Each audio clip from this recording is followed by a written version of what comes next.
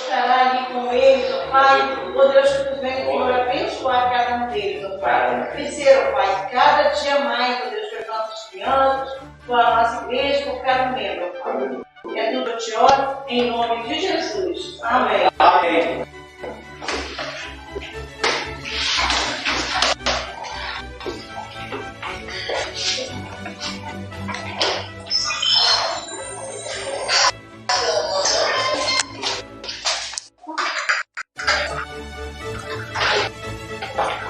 Irmãos e irmãs, muito boa noite, graça e paz da parte do Senhor nosso Deus. Eu os convido a abrir as vossas Bíblias na carta de Paulo aos Romanos, e nós temos ler esse capítulo de número 8. Os versículos são do 31 ao 39. Romanos, capítulo 8, 31 ao 39, será a leitura que faremos para expormos a palavra de Deus.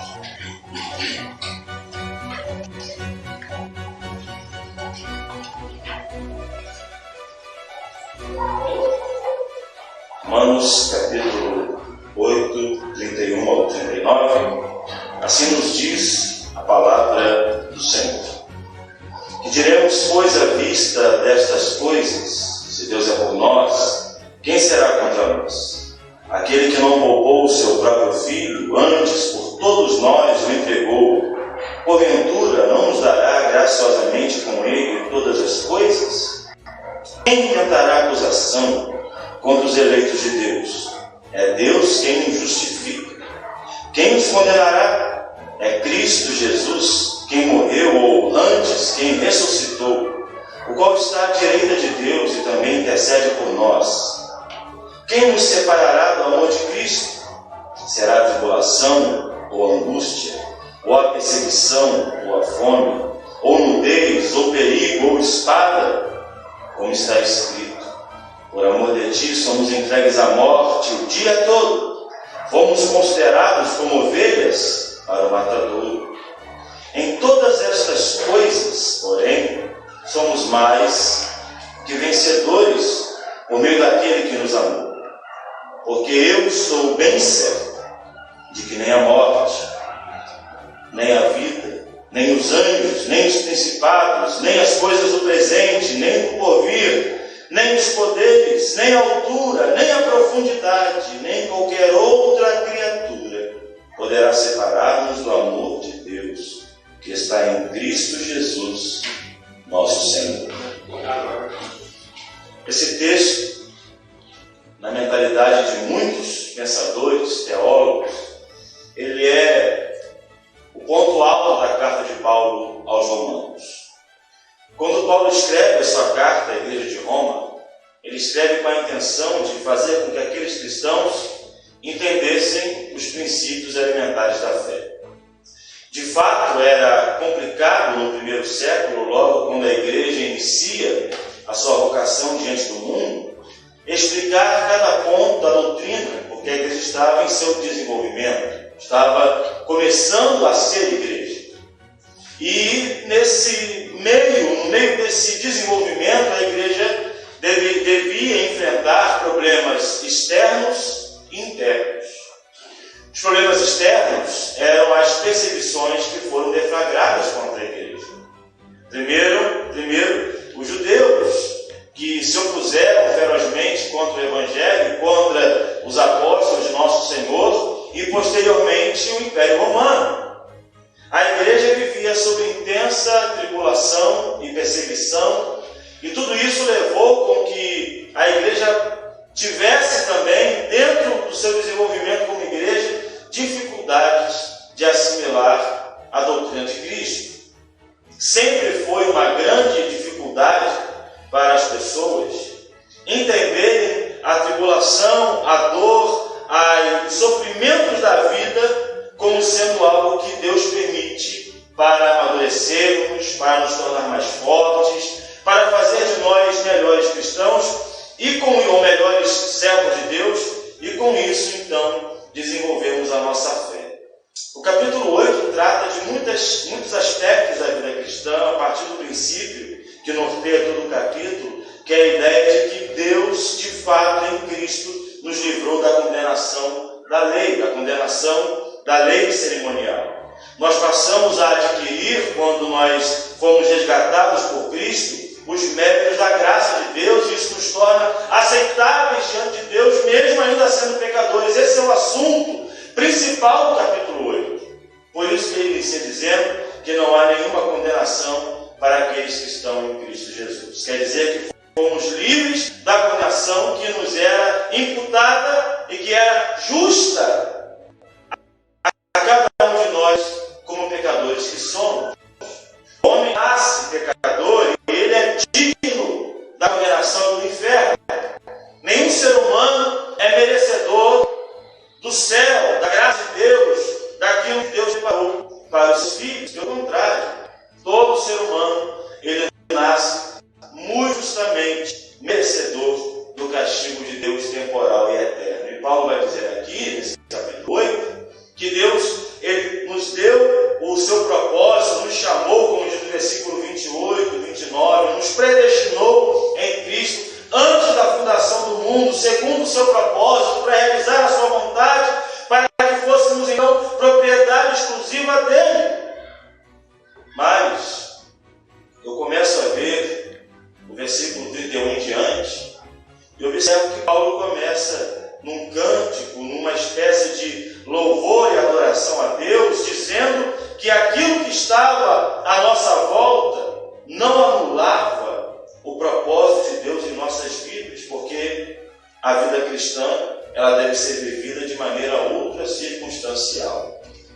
Você para pensar um pouco acerca de tudo aquilo que Paulo vai declarando nesse texto, e ele fala sobre a questão daquilo que nós poderíamos enfrentar e que aparentemente poderia nos tirar do propósito de Deus. E nos próximos minutos, nós vamos estar falando acerca por que é que nós podemos ter convicção de que Deus nos ama. Por que que nós, independente das circunstâncias que vivemos, podemos ter tranquilidade em nossa vida cristã e que de fato Deus está conosco. Talvez muitas pessoas, por não terem alcançado as suas expectativas, podem estar desistindo da caminhada nesse exato momento. Mas a prova que Deus nos ama não está nas circunstâncias que vivemos. Se você ler do versículo 1 até o versículo 30, nós observamos que Deus nos justificou em Cristo, nos elegeu antes da fundação do mundo, nos chamou no tempo da história segundo o seu propósito, nos fez conforme a imagem de Cristo, quer dizer, nos moldou espiritualmente, e tudo isso com o propósito de nos glorificar. E isso não pode ser alterado, porque os dons e a vocação de Deus são irrevogáveis. Agora, a partir do versículo 31, nós observamos que Paulo começa falando e ensinando a igreja de Roma e também aplicando às nossas vidas os próximos versículos. Parece-me que ele está de fato regozijante, e eu creio que ele assim estava, dizendo: o que podemos dizer à vista destas coisas? É só você voltar aos versículos anteriores e você vai ver o que Paulo estava dizendo. Em vista da nossa eleição, em vista de que Deus nos chamou antes da fundação do mundo, em vista de que no decreto de Deus nós já fomos predestinados, chamados e fomos glorificados, tudo isso já aconteceu. Qual é o resultado disso? O que podemos dizer acerca de tudo isso? Nós ouvimos muitas pessoas dizendo que se de fato Deus nos chamou e se Deus é conosco, nada de ruim pode nos acontecer.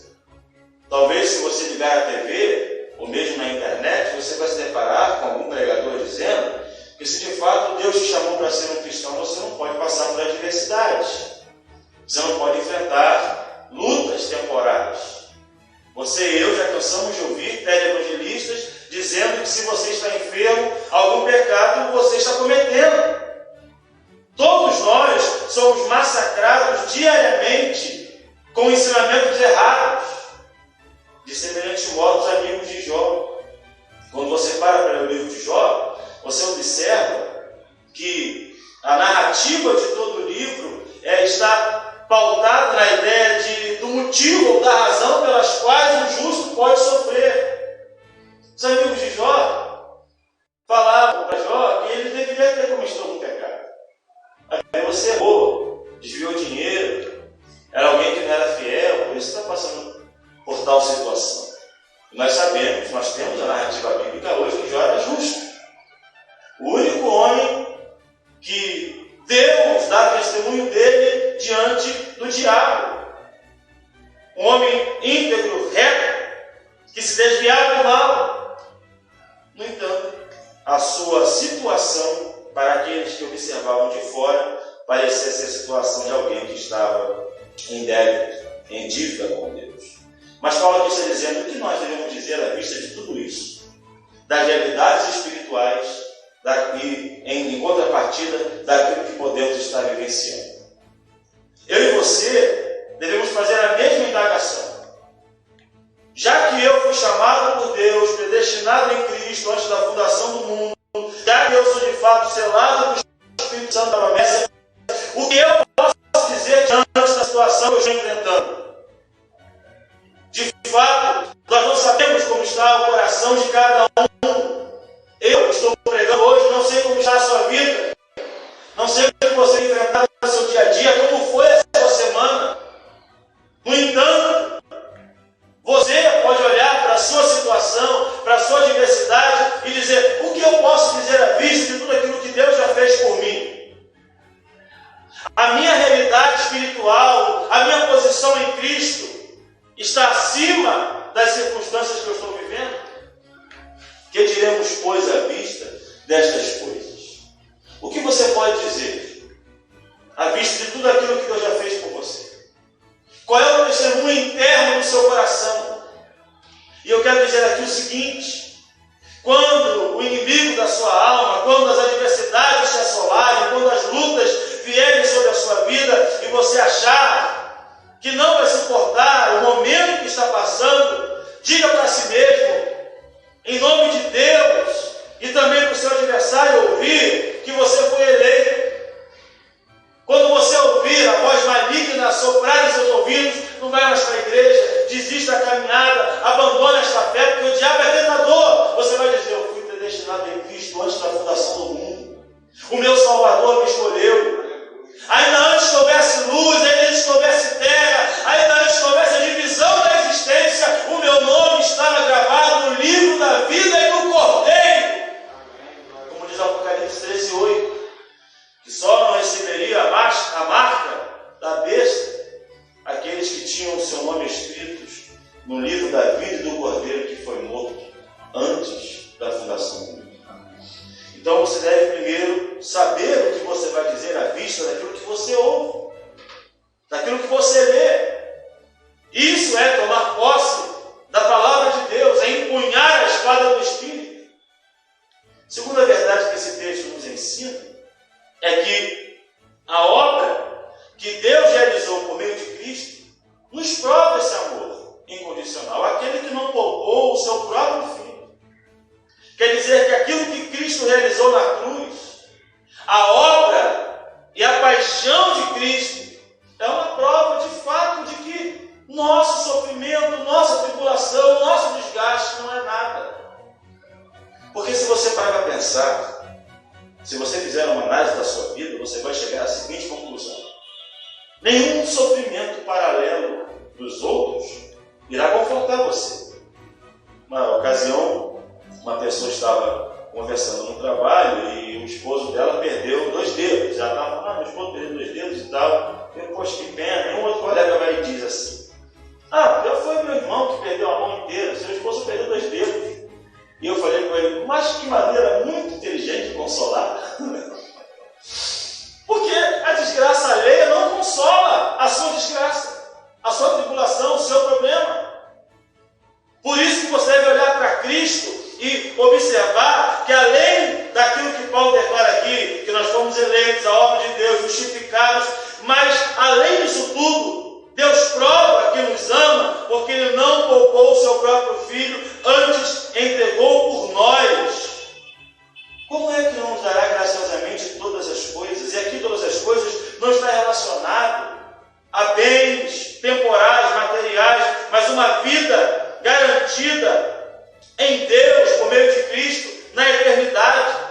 Aquilo que o ouro e a prata não podem comprar, aquilo que os ladrões não minam e roubam, aquilo que a ferrugem não desgasta. Se nós pensássemos mais na glória e no céu, com certeza viveríamos menos atentos às coisas desse mundo. Meus irmãos, é fato e é trágico quando chegamos à conclusão de que a maioria esmagadora dos evangélicos não pensam no reino de Deus como algo que ele possa tocar, algo tangível, palpável, perto dele. Muitos cristãos, às vezes, não têm nem ao menos a convicção de sua própria salvação. Eu já ouvi muitas pessoas dizendo assim, eu queria que Jesus demorasse, já ouvi cristãos dizendo isso, que eu queria que Jesus demorasse mais um pouco, porque eu ainda não me casei. Porque eu estou terminando a minha faculdade, porque eu estou para arrumar um emprego melhor. E eu, uma vez, conversando com uma pessoa, eu ouvi essa frase e disse, meu irmão, se Jesus vier agora, você não precisa trabalhar, não precisa casar, não precisa fazer faculdade. Se ele vier agora, você vai estar num corpo glorificado, no céu. Pare de pensar desse jeito. Enquanto ele não vem, a gente vai trabalhando, vai estudando, vai pensando na vida, mas você não pode equiparar aquilo que te espera à situação transitória da vida. Se você voltar no mesmo capítulo 8, vamos ler junto o versículo 18. Leia para mim o versículo 18 em voz alta, todos juntos. Porque para mim tenho conhecido que os seus sofrimentos do tempo presente não podem ser comparados com a glória que se revelará em nós. Quer dizer, eu não posso comparar aquilo que Deus preparou para mim em Cristo, não poupando o seu próprio Filho, entregando por nós, com aquilo que está à minha volta. É incomparável, sabe? Nós não podemos pensar na vida como se ela fosse limitada apenas a essa existência. O apóstolo Paulo, falando sobre isso, escrevendo aos Coríntios, no capítulo 15, ele vai dizer que se a nossa esperança em Cristo se limitar apenas a esta vida, somos os mais infelizes de todos os homens. Então eu não posso, entendendo aquilo que Deus realizou por mim, à vista dessas coisas, entendendo que Cristo foi entregue por mim e que a minha justiça está nele, que eu fui resgatado pela obra que ele realizou, eu não posso parar em meio às situações. A terceira verdade que esse texto nos ensina é que nós devemos lidar com as acusações de nossas limitações escudados na cruz de Cristo. Porque de fato, irmãos, de fato, não existe nenhum cristão que tenha uma vida tão piedosa que não precise ser exortado. Todos nós somos pecadores. Lembra do sermão passado, domingo passado? Acho que é o versículo 8 de Isaías 64. Pois todos nós somos como um imundo, e as nossas iniquidades como um vento nos arrebatam. A nossa justiça é como trapos da imundícia. Nós somos pecadores e indignos, e ainda assim Deus nos recebe em Cristo. Mas eu não vivo no pecado deliberadamente. Efetivamente não. Você é instruído na palavra de Deus, você ouve a pregação, você faz parte da igreja, a mão de Deus está sobre você, o Espírito Santo te fortalece, tudo bem. Mas isso não te torna ainda aceitável por si só. Quando nós vamos para a própria carta de Paulo aos Romanos, nós podemos observar que Paulo tinha consciência muito clara acerca disso. Ele sabia de fato quem ele era. Quando ele vai tratar acerca de sua própria pecaminosidade, ele vai dizer, porque o bem que eu quero fazer, isso eu não faço, mas o mal, este eu faço.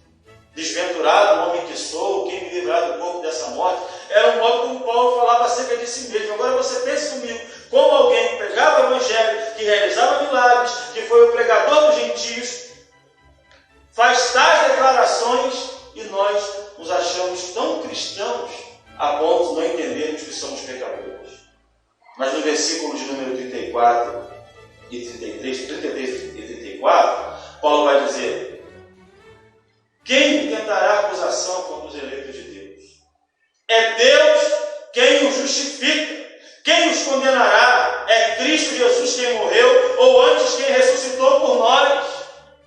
Então, na verdade, toda a nossa justiça, tudo aquilo que nós possuímos em Cristo, em Deus, é por meio da obra de Cristo. E ninguém tem direito de acusar o povo de Deus. Deus não aceita acusação contra você e contra mim. Porque quando somos acusados, o que está em nossa frente é a cruz de Cristo. E o seu sacrifício nos torna aceitáveis. Vamos fazer uma leitura paralela, Isaías capítulo de número 53. Esse texto mostra bem e elucida com muita propriedade este fato. Mesmo se tratando de um texto do Antigo Testamento, o profeta de Deus, falando acerca da obra que o Messias realizou, que o Senhor Jesus realizou morrendo por nós, e elucidando de maneira muito clara, mostra a nossa posição em Cristo.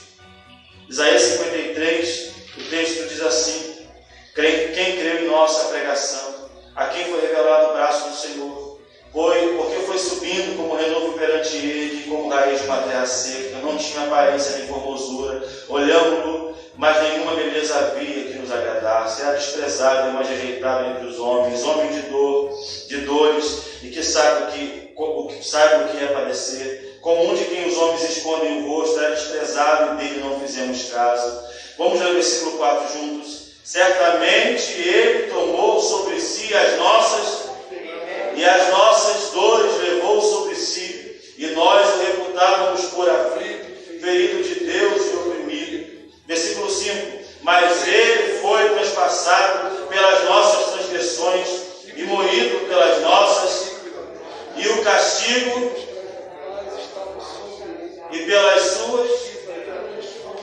Vamos repetir essa última frase: e pelas suas. Por isso que Paulo vai dizer: quem intentará acusação contra os eleitos de Deus? Porque pelas pisaduras de Cristo fomos sarados. Quarto lugar, irmãos, o texto, ele, de maneira conclusiva, eu também quero concluir a minha reflexão com vocês.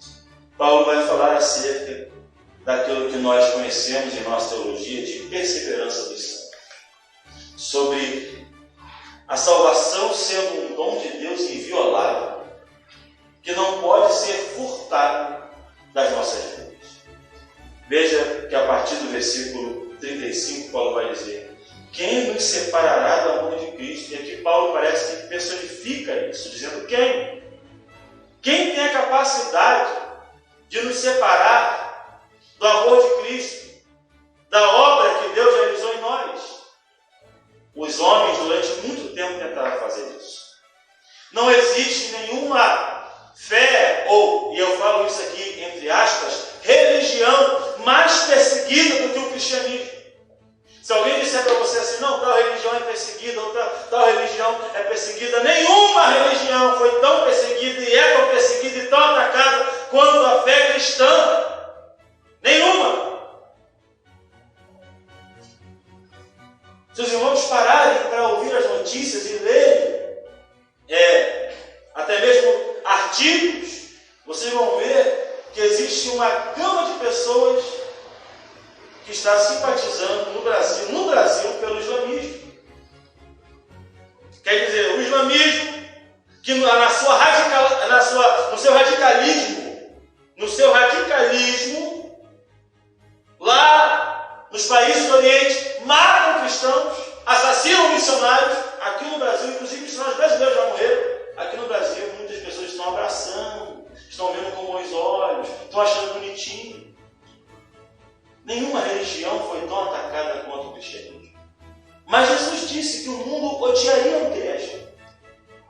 Jesus disse que os homens perseguiriam a igreja. Então, por isso que aqui Paulo personifica: quem nos separará do amor de Cristo? Porque Paulo consciente do que aconteceria nos anos posteriores. Meus irmãos, leiam o livro dos Mártires de John Fox. Eu recomendo que vocês leiam esse livro. Esse livro, ele elucida bem e mostra com clareza os sofrimentos terríveis e agoniantes dos primeiros cristãos. A começar por Nero.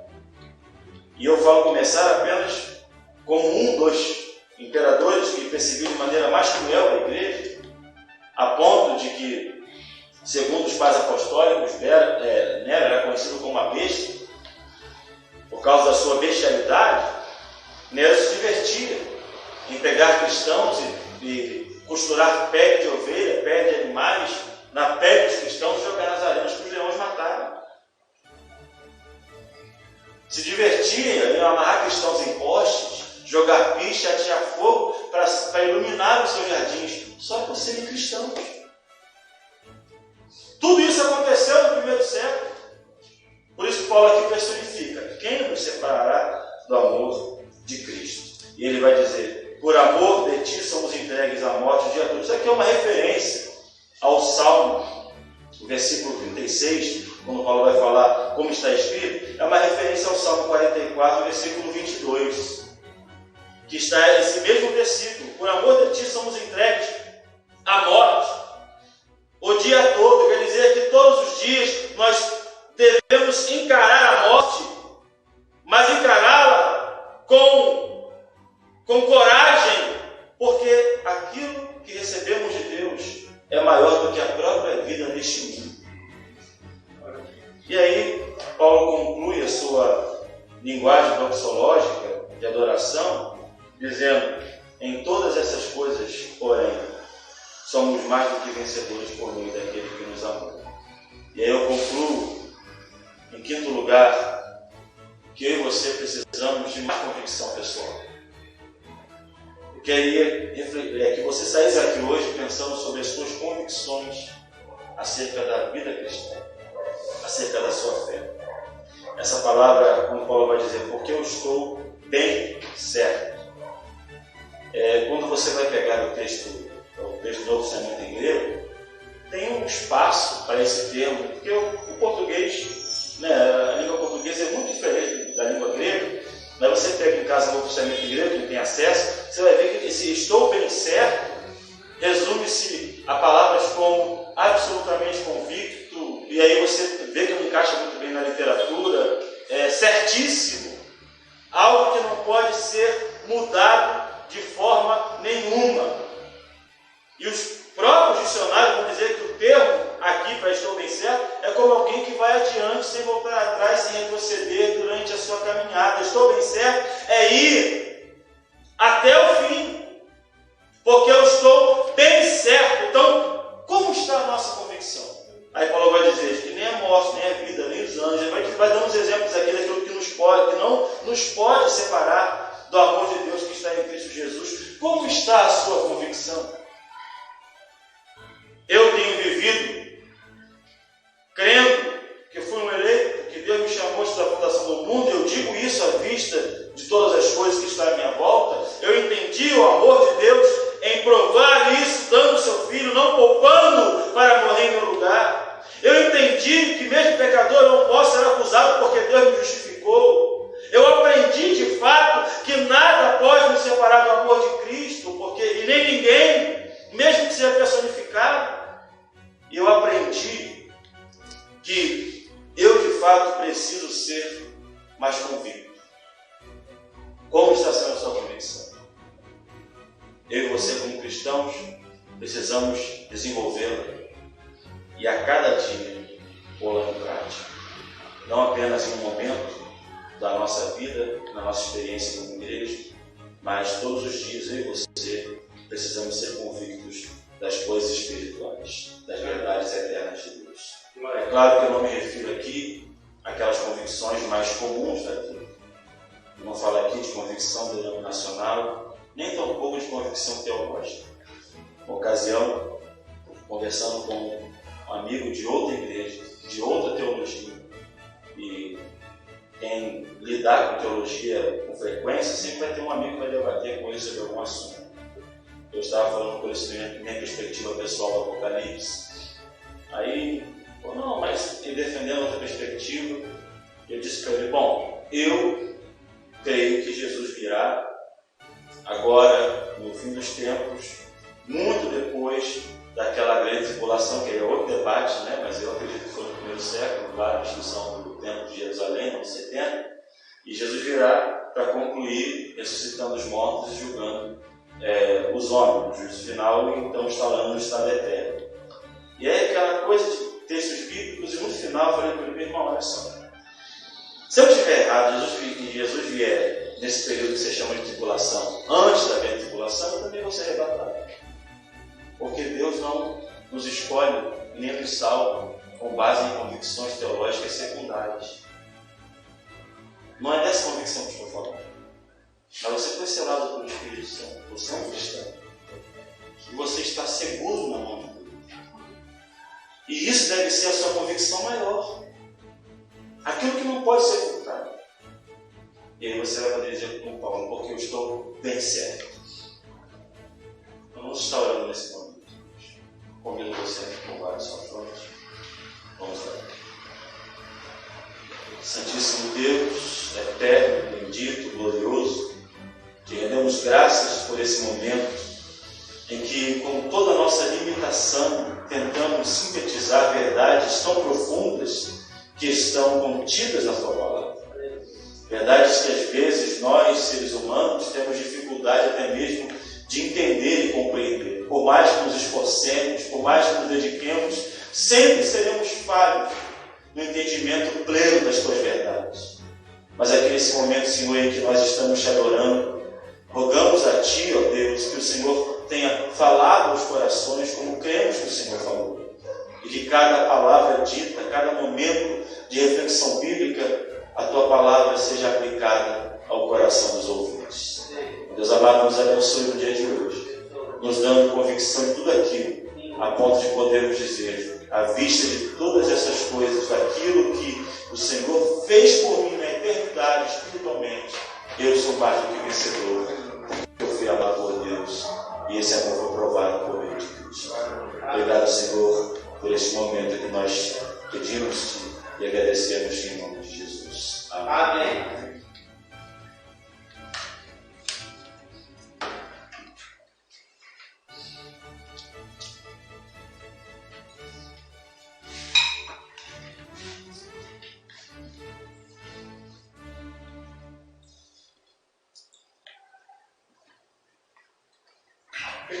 Bem, queridos irmãos, estamos chegando já ao final do nosso culto.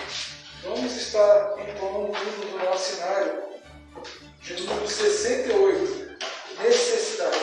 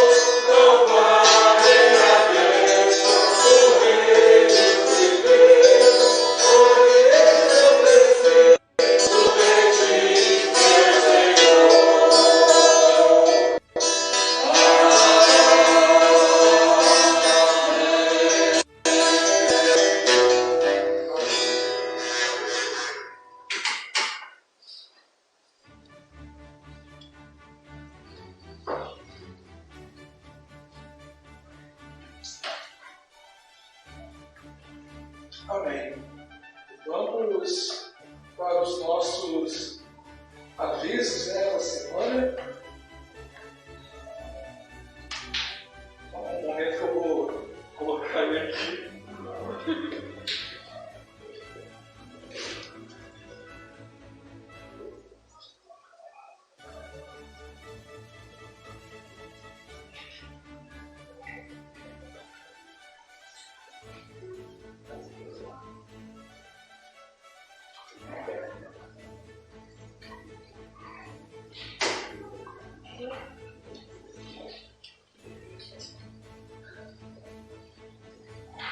Agora sim, ele faz os avisos. No dia 31 tem a Uva Soul, aqui na igreja, às 18h30, com participação da presidente da Sinodora Rui Pacheco e a banda da Fabal. No dia 7/8 tem a IBF da UCP, às 14 horas. E na próxima quarta-feira, às 16 horas, tem a data departamental da SAF, aqui na igreja. Vamos estar orando, encerrando o nosso culto, e logo após estaremos encerrando com o nosso tríplice amém.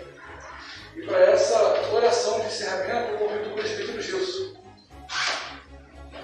Amado Deus, nós só temos a te agradecer, Pai querido, porque em meio ao Senhor, o anseio, Senhor, que tivesse reserva de mais dias, Senhor, para poder estar nesse santo tempo, ó Pai.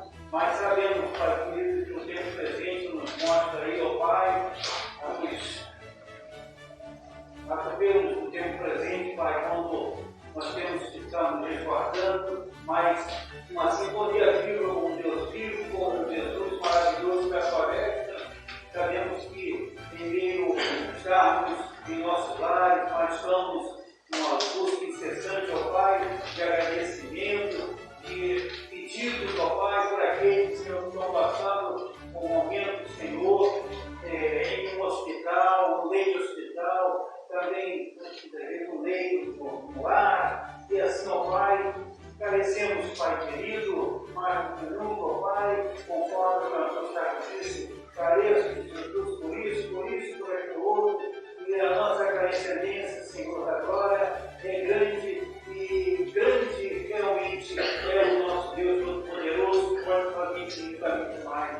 Por isso nós recorremos a Ti, Deus Pai, para que Tu nos conceda, Pai querido, não só dessa terceira semana onde aqui estivemos, mas os demais dias que admirão ao Pai, seja, Senhor, de sua importância, sua presença, Senhor, em tudo que viemos a fazer, Senhor, seja ministrado pelo Teu Santo Espírito, ó Pai, na vida de cada vida que aqui se encontra essa noite, e esse que aqui não podemos estar, ó Pai. Abençoa o retorno do Teu servo, o Seminário Paulo Henrique, como também nosso pastor, ó Pai, como você, que estão, ó Pai, afastados, mas que Tu esteja, Senhor, morrendo para que estejamos aqui, daqui mais uns dias, ligados, ó Pai, irmão com irmãos, e assim te agradeço mais uma vez pela vida do Teu servo, mensageiro, nosso irmão Diego, que trouxe mais uma vez uma mensagem grande,